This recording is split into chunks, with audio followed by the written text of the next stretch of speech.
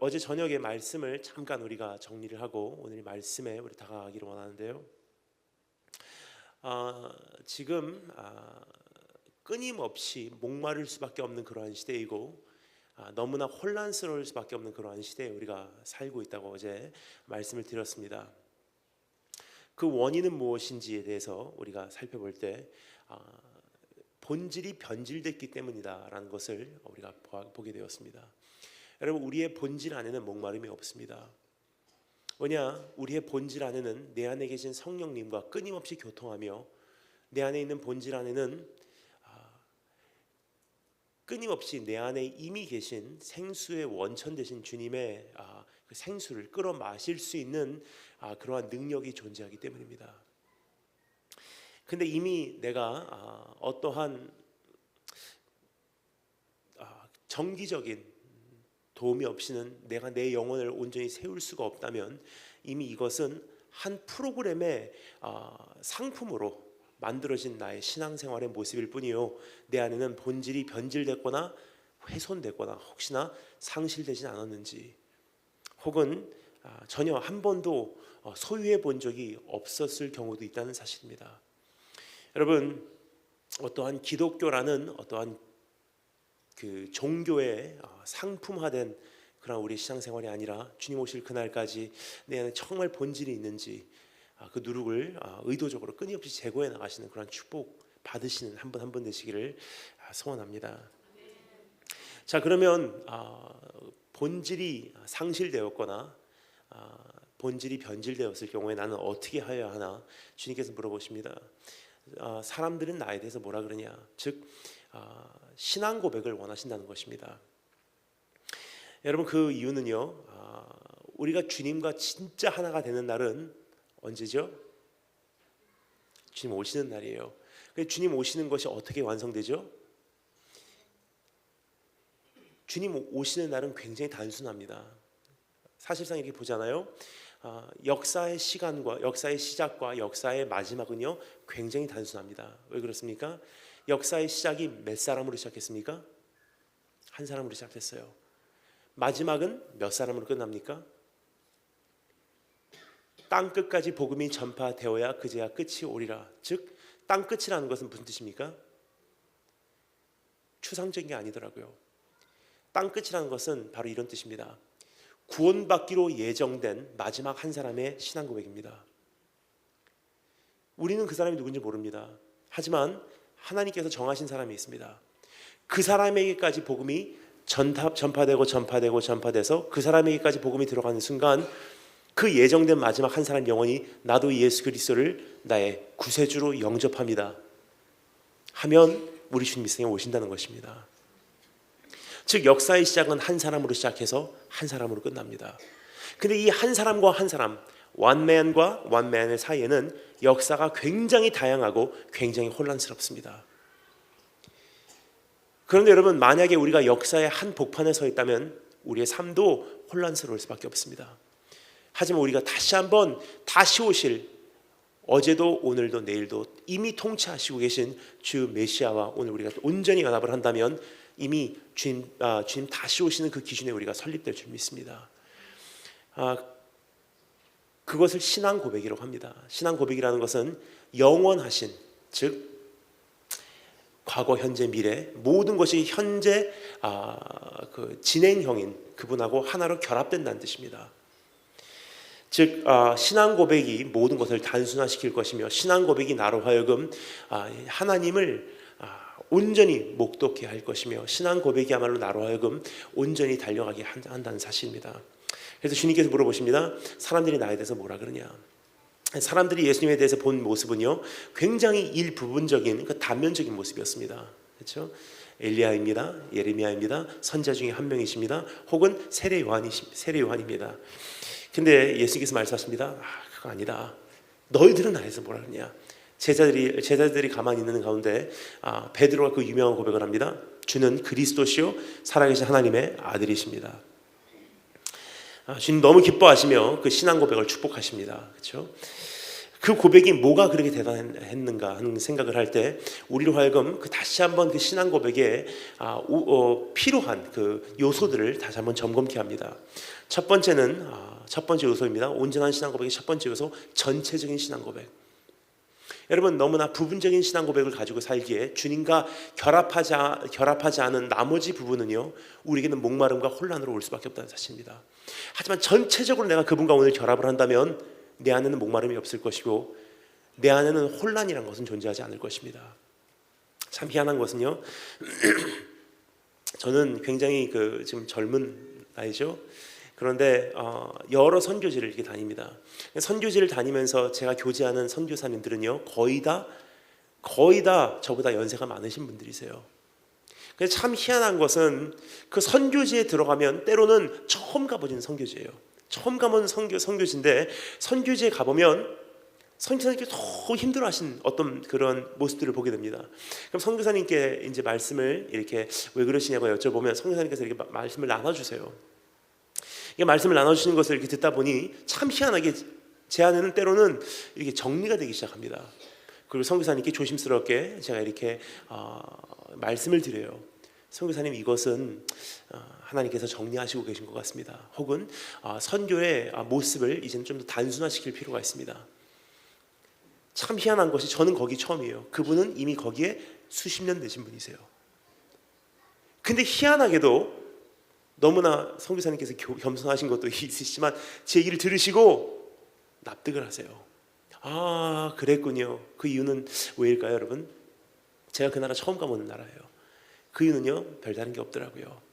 본질 위에 서 있으면 모든 것이 정리가 되기 시작합니다.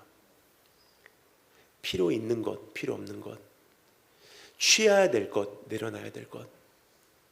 여러분, 본질 위에 서 있으면 이 시대를 우리가 마지막에 달려갈 때 굉장히 모든 것이 단순화될 거라고 생각을 합니다. 다시 한번 그 본질로 돌아오셔서 전체적인 주님과 결합함으로 이제는 목마름도 없이 혼란도 없이 달려가시는 그런 축복이 있으길 주님으로 축원합니다. 두 번째 요소입니다. 순전한 신앙 고백. 순전한 신앙 고백이라는 것은 무엇이냐? 어떤 이물질이 끼지 않은 희석되거나 합성된 그런 신앙 고백이 아니라 정말 순수한 신앙 고백으로 주 앞에 나간다는 것입니다. 세 번째, 그리고 주님께서 우리에게 물어보신 것은 이것입니다. 너는 나에 대해서 뭐라 그러냐? 즉 내 신앙 고백입니다. 전체적인 신앙 고백, 순전한 신앙 고백, 그리고 나의 신앙 고백. 즉 주님 다시 오신다는 것을 말하는 그 사람들 얘기 말고 너는 오늘 주의 재림을 어떻게 보고 있느냐? 이스라엘에 대해서 외치는 그 사람들 이야기 말고 너는 정말로 이스라엘을 품고 있느냐? 여러분, 결국은 여기서 나눠지지 않을까 싶습니다. 이제 온 세계가 반 이스라엘 반 유대주의로 흘러가기 시작할 때 여러분, 지금은 보면은 참 어떻게 보면 감사한 거예요. 하나님께서 우리의 기회를 주신 것 같아요. 대한민국 땅에 그토록 이스라엘에 대한 메시지가 외쳐지지 않았지만 최근에 보잖아요. 대한민국 전체에 그 이스라엘 붐이 들었어요. 굉장히 이스라엘에 대해서 많이 외쳐주시는 분들이 많이 생겨나고 있습니다. 하지만 여러분, 이것도 한 현상이라고 생각할 뿐, 한 과정이라고 생각할 뿐, 어느 순간이 되면 이것도 나눠질 거라고 생각을 합니다. 이미 거기에 초입구에 우리가 들어간 듯한 느낌이 들기는 합니다. 한동안 대한민국에서 많이들 아이합부터 시작해서 이스라엘 회복운동, 시청 광장 앞에 모여서 이스라엘을 위한 회복기도 얼마나 많이 했습니까? 그런데 지금은 일부분의 어떤 사람들은 이스라엘에 대해서 외치면 굉장히 불편해하시는 분들도 중간에 많이 생기기 시작했다는 것입니다. 근데 이것이 한 무브먼트로 가고 한 운동으로 갈 때는요, 다 이스라엘 참여한대요. 이스라엘 회복을 위해서 기도한대요. 마치 이것은 어떠한 유행과도 같았습니다. 하지만 지금 이제 시대가 바뀌기 시작하면서 한 유행이 끝나고 나니까 온 세계가 또 이번에 하마스와 이스라엘과의 전쟁으로 인해서 굉장히 많은 반유대주의, 반이스라엘주의가 탄생하기 시작합니다. 그럼 여러분, 이제는 내가 어느 편에 설 건가에 따라서 내 위치도 위협을 당할 수가 있다는 사실입니다. 그래서 이제 하나님께서는 아마 또 이 질문으로 우리에게 다가오시는 것 같아요. 너는 나에 대해서 뭐라 그러냐? 사람들이 이야기하는 그 이스라엘 말고 너는 이스라엘을 어떻게 품고 있느냐? 이제까지는 한 흐름으로, 한 운동으로, 유행에 휩싸여서 온 것은 중요하지만 너는 환란이 임하는 그날, 그럼에도 불구하고 너는 이스라엘 편에 서겠느냐 물어보시는 주님의 음성인 것입니다. 여러분, 결국 주님 오시는 그날에는요, 누구의 신앙으로 서는 것이 아니라 역시 나의 주님 영접한 내 믿음으로 주 앞에 심판받을, 여러분 그것을 우리 다시 한번 생각하며 그 기준으로 이제부터 살아나가신 여러분 되시길 주님으로 축원합니다. 첫 번째는 본질 변질, 두 번째 본질 회복의 통로 신앙 고백입니다. 세 번째 본질이 회복되었을 때 어떻게 되냐, 주님께서 말씀하십니다. 네가 잃어버린 문을 되찾았다. 여러분, 신앙 고백이 잘못되었기에 우리가 하나님께서 이미 우리에게 허락해 주신 그 통치 영역을 누리지 못한다는 사실입니다. 우리가 본질 위에 서 있지 못하기에, 내가 주님과 온전히 결합하지 못하기에 이제 우리가 아직까지도 주님께서 이미 우리에게 허락해 주신 그 어마어마한 하나님의 통치 세계를 누리지 못한다는 사실입니다. 여러분, 하나님 나라에는 오늘도 막힌 담이 없습니다. 오늘도 하나님 나라에는 어떠한 주님의 나라를 저항하는 세력도 존재하지 않는다는 것입니다. 즉 이슬람도 북한도 공산주의도 하나님의 나라를 막지 못합니다. 지금 거침없이 진행되는 하나님의 나라를 막고 있는 것은 뭐죠? 하나밖에 없어요. 온전히 예수 그리스도와 결합하지 못한 납니다. 내 생각이 가로막고 있는 것뿐이지 하나님의 나라는 오늘도 확장되어 가고 있습니다. 예를 들어서 여러분, 어제 말씀드렸죠? 내가 알고 있는 조그만 한 형태의 예배와 한 형태의 선교와 한 형태의 전도를 가지고 이것이 정말 최고다라고 생각하고 이것이 다라고 생각하기에 중국으로 들어가서 그것을 전하려고 하면 어떻게 되죠? 중국 땅에 안 맞습니다. 그럼 내가 바뀌어야 된다고 생각하는 분들 많이 없습니다. 다 누가 바뀌어야 되냐? 중국이 바뀌어야 된다고 생각을 해요. 그래서 중국을 위해서 기도를 합니다. 하나님, 중국의 공산이 무너지게 하시고 사탄아 물러가라 기도하기 시작해요. 근데 하나님께서 말씀하시기를 네가 나가. 왜 그렇습니까? 하나님께서 중국이 중국되게 하심은 하나님의 통치하심의 영역 속에 이미 있는 하나님의 계획이었었거든요. 예를 들어서 여러분, 중국의 공산주의, 사회주의가 무너지게 되면 어떻게 되죠? 큰일 납니다. 첫 번째 이유, 인권이 인정되고 중국의 모든 사상이 어떻게 보면 서방화 돼버려서 중국의 이제는 그 사회주의가 무너지게 되면 첫 번째, 인권이 인정된다는 것은요, 소수민족의 모든 그 인권이 인정되기 시작한다는 뜻입니다. 그러면 지금까지는 중국 하나로 다 통일이 돼 있는데 인권이 인정되고 사회주의가 무너지게 되면은 중국에 엄청나게 많은 소수민족이 다 인권 인정해달라고 일어날 것이며 수도 없이 많은 국경선들이 생길 것이며 이제 복음이 땅끝까지 전파되는 것은 엄청난 저항을 받게 될 것이라고 생각을 합니다. 두 번째는요, 만약에 중국의 사회주의가 무너지게 되면 어떻게 되냐? 두 번째는 인권이 인정된다는 것은요, 이제는 모든 언어가 다 인정된다는 뜻이에요. 지금 만다린 하나로 중국 전체에 통합니다. 그러니까 선교사님들이 중국 선교하기 굉장히 쉬워요. 말 하나만 하면 되거든요. 14억, 15억이 넘는 인구를 다가가기 위해서 여러분 언어 하나만 하면 다 통합니다. 근데 중국의 사회주의가 무너지면 어떻게 되죠? 중국에는 모든 언어가 다 인정이 돼요. 그럼 수백 개의 언어를 다 씹어야지 선교를 할 수 있다는 것은요, 복음이 그만큼 늦춰진다는 뜻입니다. 세 번째, 사회주의가 무너지게 되면 어떻게 되죠? 큰일 나요. 왜냐? 사회주의 체계 안에서 엄청나게 많은 중국의 잡신들이 지금 다 무신론주의로 잠들어 버렸는데, 사회주의가 무너지게 되면요, 인권이 인정되게 되면요, 소수민족의 모든 토속 종교들이 다 일어나기 시작합니다. 잠에서 깨어나기 시작합니다. 그럼 지금은 한 사람의 크리스찬 선교사로서 하나님께서 재워주신 그 구역인 중국의 사회주의라는 체계 안에서 거기에 맞게 선교만 하면 되는데, 만약에 중국에 수도 없이 많은 종교들이 다 일어나게 되면요, 우리의 적은요 이제는 분별할 수 없을 만큼 너무나 많아진다는 사실이에요. 한 가지만 더 말씀드리겠습니다. 중국의 사회주의가 무너지게 되면요, 큰일 나는 이유가 한 가지 있습니다. 서쪽에서 급속도로 퍼져 들어오는 이슬람 세력을요, 한국까지 들어오지 못하도록 그래도 그나마 막아줄 수 있는 방파제 역할을 할 수 있는 나라가 이 세상에 없다는 사실이에요. 하나님께서 무한하신 지혜로 판단해 보실 때, 하나님께서 무한하신 사랑으로 판단해 보실 때 중국을 중국되게 하셨어요. 그러니까 선교사의 입장에서 나의 단면적인 선교의 방법과 단면적인 내가 익숙한 예배의 스타일을 가지고 중국에 투입시키기 위해서 중국의 사회주의가 무너지도록 기도한다는 것은요, 이것은 하나님 뜻이 아닙니다. 여러분, 오늘도 말씀하신 하나님의 음성은 똑같은 음성이 아닌가 생각돼요. 나의 생각이 너의 생각과 다르다. 그분과 오늘 우리가 전체적으로 순전하게 나의 주님으로 연합을 한다면 여러분, 중국도 우리에게는 열려있는 영역일 것입니다. 한 가지 더 예를 들게요. 여러분, 솔직히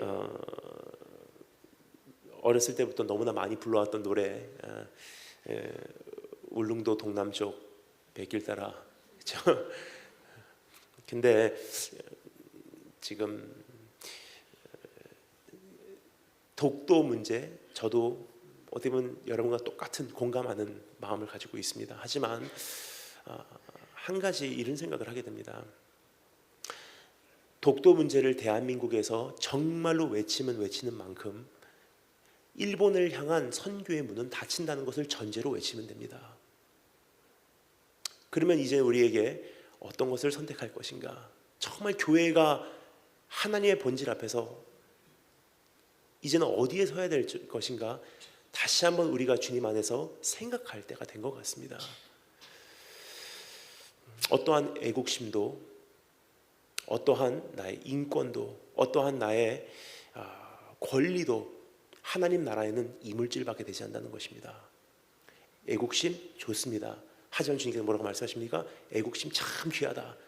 하지만 먼저 주님의 나라와 그분의 의를 구하라. 그 다음에 우리 나라가 존재하는 거예요. 이번에 소망교회를 갔습니다. 소망교회를 가니까 참 귀하십니다. 저는요, 소망교회 분들을 보면 정말 저는 정말 이런 분들이 계셨기에 우리 나라가 그래도 지금 이렇게 달려가고 있구나 하는 생각을 하게 됩니다. 소망교회 이번에 갔는데 예배를 드리는데 거기 개회 기도를 하셨던 권사님께서 이런 기도하시더라고요. 여러분, 보통 어떤 교회 가잖아요. 그러면 우리 나라의 대통령을 위해서, 지도자를 위해서 이렇게 기도하죠. 하나님, 우리 나라의 지도자로 세우신 우리 대통령, 이렇게 기도하시는데, 소망교회 가니까 소망교회에서 이제 기도를 하시는데 이렇게 기도하십니다. 하나님, 우리 장로님 아시죠? 이미 이제 우리 장로, 소망교회 교인이시죠, 우리 대통령께서.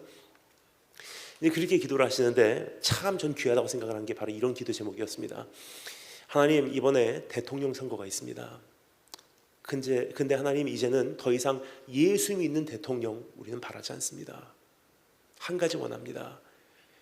예수 믿는 대통령을 하나님께서 판단해 보실 때 필요하면 주실 것이고, 예수 안 믿는 대통령이지만 하나님께서 하나님의 엄청나신 경영 속에 필요한 대통령이면 하나님께서 세우실 것입니다.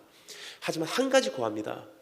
이렇게 되든 저렇게 되든 정말 교회를 도와주든 아니면 교회에게 엄청난 핍박을 하는 대통령이든 하나님 한 가지 구하는 것은 그 핍박 속에서 교회가 교회되게 하시고, 복음이 복음되게 하시고, 성도가 성도되게 하시고, 예배가 예배되게 하시자 주님 오실 그날을 앞당길 수 있는 그러한 계기가 되게 해주시기를 원합니다. 전 그 기도 듣는 순간 저는 갑자기 기도하다가 일어나서 박수를 칠 뻔했어요. 여러분, 이제는 먼저 그분의 나라와 그 일을 구할 때가 됐습니다. 여러분, 이제 하나님의 나라는 다 열려 있습니다.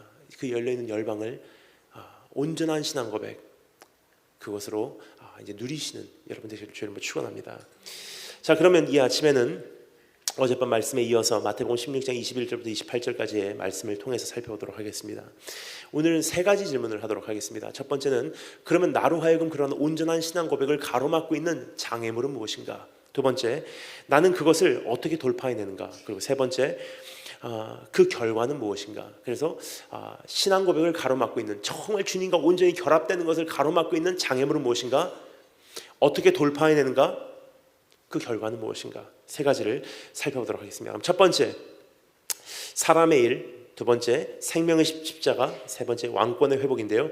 첫 번째 한번 따라해주셔서 감사하겠습니다. 사람의 일. 온전한 신앙 고백을 가로막고 있는 것은 도대체 무엇인가? 사람의 일입니다. 우리 21절부터 23절 말씀 다 같이 한 목소리로 한번 읽어보도록 하겠습니다. 21절부터 23절 다 같이 한 목소리로 읽어보도록 하겠습니다. 21절부터 23절 한 목소리 읽겠습니다. 시작.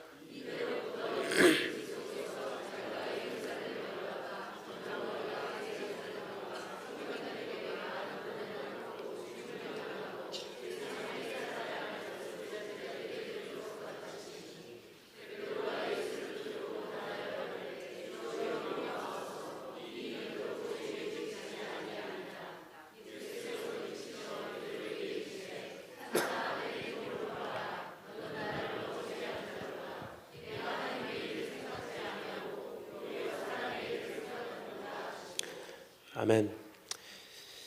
여러분, 베드로가 온전한 신앙 고백을 하니 주님께서 다음과 같은 세 가지 축복을 주십니다. 여러분, 이 축복이라는 것은요, 우리가 보통 축복하면요, 하나님을 열심히 믿고 내가 주님과 온전히 결합하면 하나님께서 우리에게 주시는 선물이라고 생각을 합니다. 하지만 그렇지 않습니다. 진짜 성경적인 축복의 그 개념, 그 정리는 어떻게 하는 것이 정확하냐? 축복이라는 것은요, 내가 온전히 주님과 연합하고 나면 일어나는 열매예요. 축복이라는 것은요, 하나님께서 판단해 보시고 우리에게 주시는 것이 아닙니다. 물론 그런 축복도 많이 있습니다. 하지만 여기서 말하는 축복이라는 것은요, 내가 온전히 주님 앞에 신앙 고백을 하고 전체적으로 순전하게 나의 주님으로 결합을 하고 나니 거기서 즉각적으로 일어나는 현상이 여기서 나오는 축복이에요. 예를 들겠습니다. 첫 번째 축복, 주님께서 우리에게 주신 첫 번째 그 열매는 흔들리지 않는 신분이에요. 무슨 뜻입니까? 전체적으로 주님과 결합을 하고 나니 즉각적으로 일어나는 열매, 즉각적으로 맺혀지는 것은요, 열매는 흔들리지 않는 신분이에요. 흔들리지 않는 신분이라는 것은요, 주님께서 이렇게 말씀하시죠. 예수께서 대답하여 가라사대 바요나 시몬아 네가 복이 있도다. 내가 내게 이르노니 너는 베드로라. 반석이래요. You're Petra. 너는 요동치 않는다. 그 이유는요, 온전한 신앙 고백 안에는 요동치 않음이 포함되어 있기 때문입니다. 왜 우리가 요동할까요? 우리가 부분적으로 주님과 연합했기 때문입니다. 우리가 연합한 주님 안에는요, 부함이 있고 행복이 있고 평탄함이 있고, 근데 여러분, 주님 안에는 두 개 다 있어요. 부함도 있지만 가난함도 있습니다. 주님 안에는요, 생명도 있지만 육신의 죽음도 있어요. 주님 안에는요, 기쁨도 있지만 눈물도 있습니다. 주님께서 우리에게 주시는 이 십자가의 길 속에는요, 이 모든 것이 다 포함이 되어 있어요. 그래서 주님께서 말씀하십니다. 너희가 영광을 얻기 위하여 고난도 함께 받아야 되느니라. 내가 전체적으로 주님과 결합하기만 한다면요, 이 전체가 내 안에 들어옵니다. 하지만 여러분, 내가 주님과 부분적으로 연합한다면요, 내 안에 가난이 오고 어려움이 오고 고난이 닥치면요, 난 이미 요동하고 있어요. 여러분, 오늘 다시 한번 주님과 온전히 연합함으로 그런 요동함이 내 삶 속에는 없기를 주의 이름으로 축원합니다. 그리고 순전한 복음 안에도요, 여러분, 이미 그 요동함이 존재할 수가 없습니다. 왜 그러냐? 진짜 순전한 복음은 무엇입니까? 주님을 통해서 복받고 주님을 통해서 잘되고가 아니에요. 진짜 순수한 신앙 고백은 이것입니다. 내가 예수 얻기 원합니다. 다른 거 필요 없습니다. 내가 무엇을 더 원합니까? 오직 주님만이 내 삶에 도움 되시니 내가 주의 얼굴 보기 원합니다. 여러분, 그 순수한 신앙 고백 안에는요, 내가 우겨싸임을 당하고 환난을 당하고 어려움을 당해도요, 나를 사랑하신 이 한 분만으로 내가 만족할 수 있는 그 능력이 그 안에 이미 포함되어 있다는 사실입니다. 그래서 사도 바울이 이렇게 고백합니다. 로마서 8장에서요. 그런즉 이 일에 대하여 내가 무슨 말을 더하리요? 만일 하나님이 우리를 위하시면 누가 우리를 대적하리요? 누가 능히 하나님께서 택하신 자들을 고발하리요?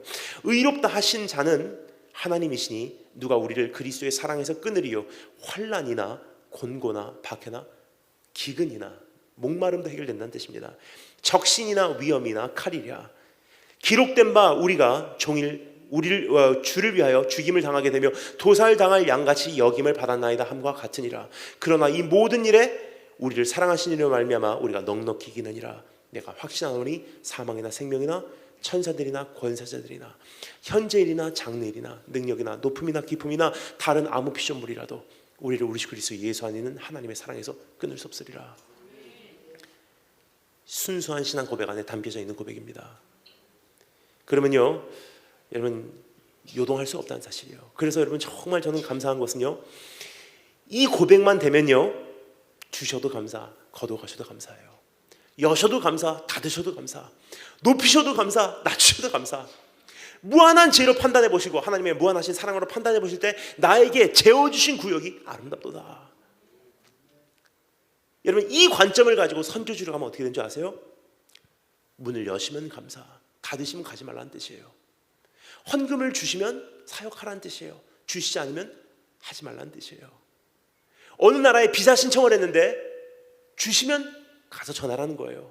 주시지 않으면 너 갈 필요 없어. 그때부터는 여러분 이제는 두려움이 없습니다. 강단에 세우시면 감사, 두 번 다시 안 불러도 감사, 만나게 하셔도 감사, 관계를 끊으셔도 감사, 세우셔도 감사, 낮추셔도 감사. 이것이 무엇입니까? 주 다스리시네. 메시아 통치 기준에 계신 그분하고 재림할 예수 그리스도하고 이미 결합해버린 거예요. 이미 그분과 결합을 해버리니까, 예수 그리스도의 장성한 분량과 이미 결합을 해버리니까 여러분 이제는 내 삶 속에 막히는 게 없습니다. 어떠한 것을 장애물로 느껴지지가 않는 사실이에요. 여러분 이것은요, 나로 하여금 한 가지를 허락해 줍니다. 다시 한번 하나님의 성령님의 인도하심에 다시 한번 민감하게 쫓아가는 능력을 내 안에서 탄생되게 해요. 왜냐? 주님 여십니까? 주님 닫으십니까? 하나님 높이십니까? 하나님 지금 낮추시고 계십니까? 지금 나에게 무슨 말씀을 하십니까? 고요한 가운데 주님의 음성 기다리게 되고. 그래서 여러분 이 세상은요, 결국은 제도권과 비제도권으로 나눠지는 것 같습니다. 제도권은 무엇입니까? 상품화된 것이에요. 비제도권은 무엇입니까? 야생입니다. 제도권은 무엇입니까? 텍스트북이에요. 배운 대로 그냥 하면 돼요. 왜냐? 그냥 배운 대로 경험대로 하면은 됩니다. 비제도권은 무엇입니까? 텍스트북이 없습니다. 그럼 뭐죠? 야생이기 때문에 그때부터는 내 안에 있는 본능이 살아나기 시작해요.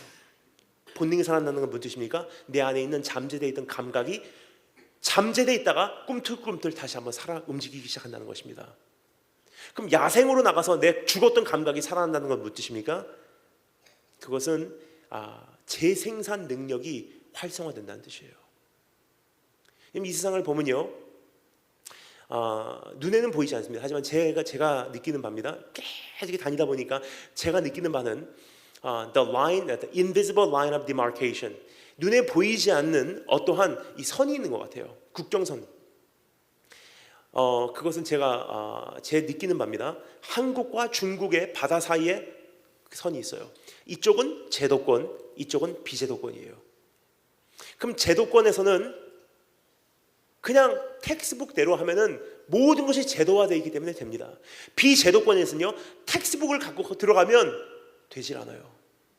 그 문제가 뭐냐? 선교에 대한 모든 정리와 선교에 대한 모든 그 리더십은 어디 있냐? 제도권에 있지 비제도권에 없기 때문입니다. 그럼 제도권에서 배우고 비제도권에 들어가니까 선교가 될까요? 굉장히 힘들어요. 예를 들겠습니다. 미국은요, 1년 전에 비행기표를 끊어놔도 1년 후에 가면요 거의 그 시간이에요. 이집트 한번 가보십시오. 오늘 밤에 버스 정류장 가서 버스표를 끊어요. 10시 차 끊어갖고 집에 와서 잡니다. 그 다음날 아침에 일어나서 시간에 맞춰서 딱 가요. 버스가 없어요. 어디 가냐고 물어보면 이미 떠났대요. 왜 떠났냐고 물어보면 시간 바뀌었대요. 무슨 뜻입니까? 여기는 변화가 없고 여기는 변화가 굉장히 많습니다. 그러면 여기는요 텍스트북대로 통합니다. 하지만 여기는요 텍스트북이 오히려 걸림돌이에요. 그럼 아무것도 없어지고 내 안에 있는 모든 경험과 내 안에 있었던 어떤 텍스트북과 어떠한 제도가 내 안에서 다 없어지면 어떻게 되죠? 그때는 감각이에요. 내 안에 있는 본능이 살아나기 시작합니다. 참 희한한 것은요, 야생으로 나가면 나갈수록 재생산 능력이 회복된다는 뜻이에요. 그럼 이쪽에서요, 제도권에서 물론 전도받는 사람들 많습니다. 하지만 거의 수평 이동이지 진짜 전도돼서 새로운 생명들이 태어나는 것은 굉장히 이게 요즘에는 많이 드물어지고 있어요. 그렇죠? 근데 여러분, 비제도권으로 나가잖아요. 안 믿는 사람들이 교회로 계속 들어옵니다. 왜 그렇습니까? 재생산 능력이 있기 때문에. 그럼 여러분이 마지막 시대에 우리가 살아갈 때 이제는 모든 것이 이제까지 역사에 경험해 보지 못했던 어떤 환란 속으로 들어간다고 말합니다. 무슨 뜻입니까? 비제도권으로 들어가는 거예요. 그럼 여러분, 이제까지 내가 너무나 많이 알고 있었던 그 지식이 나를 지킬까요? 성령님의 인도가 나를 지킬까요? 그러면 여러분, 이제 다시 한번 본질로 돌아오셔서 그 본질 붙잡으시면 성령님의 인도하심도 그 안에 있을 것이고, 주님의 음성 듣는 것도 그 안에 포함되어 있을 것이고, 도망가면서도 전도할 수 있는 능력도 그 안에 포함되어 있을 것입니다. 여러분, 이제 그러한 요동치 않는 신분을 소유하시는 한 분 한 분 되시길 주님으로 축원합니다. 두 번째, 즉각적으로 맺혀지는 열매입니다. 따라서 한번 하겠습니다. 음부의 권세를 능가하는 나라. 처음에는 흔들리지 않는 신분이고, 두 번째는 음부의 권세를 능가하는 나라입니다. 여러분, 18절 말씀에 주님께서 이렇게 말씀하시죠. 베드로라는 이름을 먼저 주님께서 건설하시고 그 위에다가 설립하신 것은 무엇입니까? 이 반석 위에, 이 베드로라는 이름 위에, 요동치 않는 신분 위에 내가 내 교회를 세우리니 음부의 권세가 너를 이기지 못하리라. 여러분, 그 요동치 않는 교회를 세우신대요. 놀라운 것은요, 이 세상에는요 두 가지 종류의 교회가 있습니다. 뭐죠? 두 가지 종류의 교회가 있습니다. 어떤 분들 이렇게 말씀드리면 어떤 분들이 이렇게 말씀하세요. 이게 감리교하고 장로교입니다. 아닙니다. 두 가지 종류의 교회가 있습니다. 그 교회는 무엇이냐? The visible church of God, 눈에 보이는 교회와 the invisible church of God, 눈에 보이지 않는 교회예요. 눈에 보이는 교회는요 간판이 달려있는 교회입니다. 눈에 보이지 않는 교회는요 간판이 없는, 하나님께서 열방을 바라보시며 진짜 구원받은 예배자들로만 구성된 교회예요. 호주에서 2명, 미국에서 몇 명, 일본에서 몇 명, 진짜 구원받은 사람들로만 형성된 우주적인 교회를 The Invisible Church of God, 하나님의 눈에 보이지 않는 교회라고 말합니다. 우리 눈에는 안 보이지만 하나님의 눈에는 보이는 교회예요. 자, 그런데 눈에 보이는 교회 안에는요 구원받은 사람들과 구원받지 못한 사람들이 섞여서 같이 예배를 드리고 있어요. 그냥 눈에 안 보이는 교회는요, 이 교회에서 몇 명, 저 교회에서 몇 명, 저 교회에서 몇 명. 그러니까 여러분, 그 혹시 엑스맨이라는 영화 보신 적 있습니까? 그 안 보신 분들이, 오늘은 이 회중을 보니까 안 보신 분들이 더 많을 거라고 생각이 됩니다. 근데 그 돌연변이, the mutant를 어떤 그 박사님이 머리다가 이것을 쓰고서 가만히 있으면요 온 세계의 돌연변이가 어디 있는지를 이렇게 픽처가 돼요. 그 블루프린트가 이렇게 보여지기 시작합니다.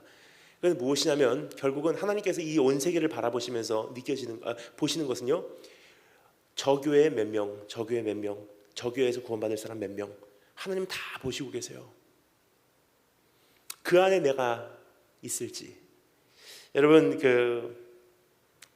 근데 놀라운 것은요, 눈에 보이는 교회는요 시대가 바뀌고 환경이 바뀌고 전쟁만 터지거나 혹시나 IMF 터져도 눈에 보이는 교회는 생겼다가 없어질 수 있어요.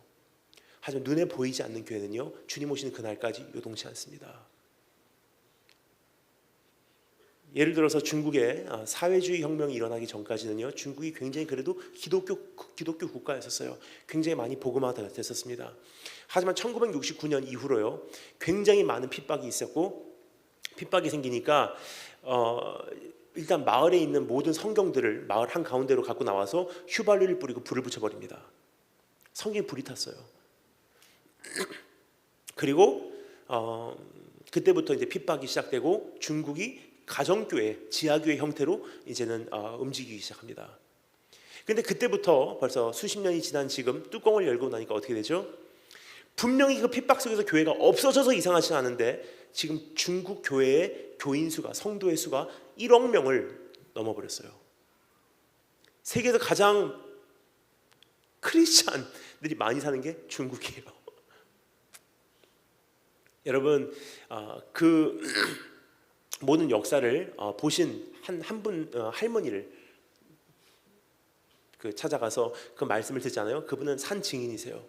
핍박 전과 핍박 때와 핍박 후인 지금 중국을 전체를 다 보신 할머니가 계세요. 지금 연세가 많으신 할머니 전도사님이신데 그분께서 이렇게 말씀하시더라고요. 우리는 단 한 번도 예배를 쉰 적이 없습니다. 단지 예배의 형태는 바뀌었을 뿐입니다. 무슨 줄 아세요? 메시아 안에는요 지상교회도 있고 지하교회도 있고 전체가 존재하기에 그분과 전체적으로 연합을 하니 예배의 본질은 바뀌지 않았어요. 하지만 핍박 있기 전에 자유롭게 예배했을 때와 핍박 때에 핍박 속에서 숨어서 예배 드렸을 때와 지금의 중국으로 반공개로 나왔다 들어갔다 나왔다 들어갔다 할 수 있는 교회로 자리를 잡을 수 있는 그 여러 가지 다양한 형태 속에서도 예배의 본질은 바뀌지 않지만 형태는 바뀔 수 있는 자유함을 누릴 수가 있었다는 것입니다. 여러분 내일이 환란이고 평안이 아니라는 것은 무엇입니까? 가면 갈수록 교회가 커질까요? 작아질까요? 핍박이 심해진다는 것입니다. 환란이 있다는 것은요. 핍박이 심해지고 경제 위기가 더 심해지고 자연재해가 더 심해진다는 것은요. 가면 갈수록 심해지지 이것이 더 나아지진 않습니다. 그러면 그 안에서 교회가 커질까요? 작아질까요? 더 작아집니다. 핍박이 있다는 것은요 2만 명 모이는 교회가 할 수 없이 2천 명 모이는 시기가 올 것이고 2천 명 모이는 교회가 결국은 할 수 없이 200명 모이는 교회가 될 것이고 여러분 이것이 이미 성경에서 우리에게 말씀하신 바 된 거예요. 사도행전에 보십시오. 처음에 3천 명, 5천 명, 7천 명 계속 구원받아요. 그 패턴대로 가됐으면 여러분 그 지역 전체가 복음화돼서도 이상하지 않았어요. 하지만 어떻게 되죠? 엄청나게 많은 사람들이 구원을 받는 그 패턴으로 시작했는데 사도행전 마지막에 보면 어떻게 되죠? 다 지하교회 형태로 끝납니다. 마지막 시대도 똑같습니다. 지금 한 시대 동안 하나님께서 허락을 하셨어요. 뭐냐? 복음이 더 빨리 증거돼야지 주님 오시니까. 근데 어느 시기가 되면 이제 본질 하나만 가지고 승부를 해야 되기 때문에 하나님께서 교회를 축소시킬 것입니다. 2만 명, 2천 명, 200명, 20명 결국은 두세 사람이라도 주님의 이름으로 모이는 그곳에 주님 강림하시고 주님 오시는 그날 정말 최고의 환난 속에서는 어떻게 되죠? 결국 한 사람의 예배자로 주님 앞에 서게 된다는 사실이에요. 그러면요 여러분 나의 오늘 익숙한 예배가 한 형태의 예배라면 내일이 오면 나라는 사람은 존재하지 않을 것이고 교회 전체가 한 형태의 예배에 의존을 한다면 그날이 오고 환경이 바뀌고 환란이 오게 되면 여러분 그 교회는 더 이상 존재하지 않을 것입니다. 근데 너무나 감사한 것은요 주님의 나라는 요동치않는데요. 무슨 뜻입니까? 저 교회에 있는 사람들 진짜 본질을 소유한 이 사람들 저 사람들 온 세계에 있는 그 우주적인 교회는요 주님 오시는 그날까지 어떠한 환란 가운데도 요동치 않고 꿋꿋이 서 있을 수 있다는 뜻입니다. 여러분 오늘 하나님께서 우리에게 허락해 주신 시기가 있습니다. 그것이 10년이 됐든 20년이 됐든 우리에게 허락해 주신 이 공동체 최선을 다해서 모일 수 있을 때 모이십시오. 일하지 못하는 밤이 옵니다. 하지만 그날이 와도 여러분 두려워하지 마십시오. 왜냐 그날이 와도 이미 내 안에 계신 본질 되신 그분이 계시기에 형태는 바뀔지라도 우리는 끊임없이 주님을 예배할 것이며 주님 오시는 그날까지 우리는 믿음을 지킬 것이기 때문입니다.